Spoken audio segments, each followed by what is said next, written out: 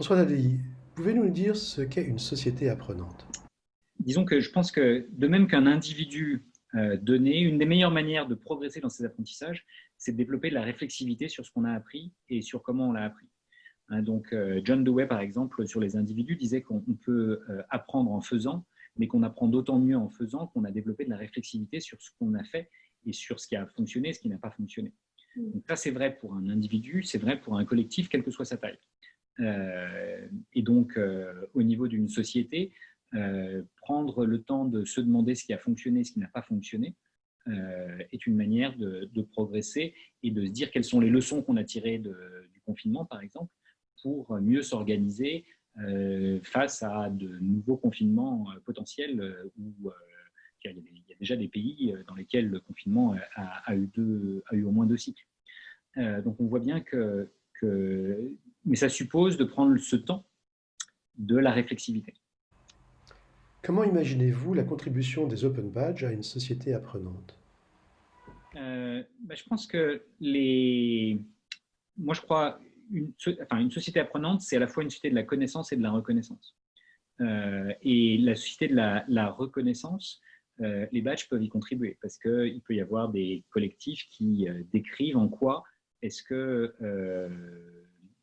les différents membres du collectif ont contribué à non seulement apprendre des choses, mais à relever collectivement des défis. Je vais prendre d'autres formes de reconnaissance issues d'autres mondes. Si vous créez un article scientifique ou un film, dans les deux cas, vous allez avoir une liste de contributeurs et éventuellement des lieux qui peuvent être le générique de fin dans un film ou la fin de l'article pour un article scientifique dans lequel on va dire qui a fait quoi. Et il y a une forme de reconnaissance implicite, ou voire explicite, des différents acteurs et des différents auteurs qui ont co-contribué à quelque chose qu'aucun d'entre eux n'aurait pu faire seul. Et pour l'instant, ces contextes-là ne donnent pas lieu à des badges, mais ils donnent déjà lieu à des formes de reconnaissance. Comment est-ce qu'on pourrait rajouter d'autres formes de reconnaissance que sont les badges à différents collectifs qui relèvent des défis? Je pense que c'est une question qui est ouverte. En tout cas, moi, je n'ai pas la réponse à cette bonne question, mais je pense que ceux qui ont la réponse, c'est ceux qui expérimentent et qui toujours plus testeront ce que ça peut apporter ou pas. Et on voit bien qu'il peut y avoir différentes formes de reconnaissance. Il y a la reconnaissance déjà de ce que l'on pense avoir su faire. Il y a déjà une espèce d'auto-reconnaissance qui est en soi une reconnaissance, à mon avis, très importante. Il peut y avoir une reconnaissance par les pairs. Il peut y avoir des reconnaissances par les bénéficiaires de l'action que l'on a menée. Quand les Français applaudissent les soignants à 20h, c'est une forme de reconnaissance qui n'est pas un badge, mais qui est en soi intéressante. Mais un patient peut reconnaître que son médecin l'a aidé à survivre à tel ou tel événement, en particulier associé au Covid ou pas. Donc, mais un collègue peut dire ah bah oui, moi j'ai appris de ce médecin strasbourgeois ou alsacien parce qu'il avait documenté sur un blog ou il avait sur Facebook partagé son expérience. Il a su la transmettre d'une manière qui m'a été utile pour, à mon tour, faire face.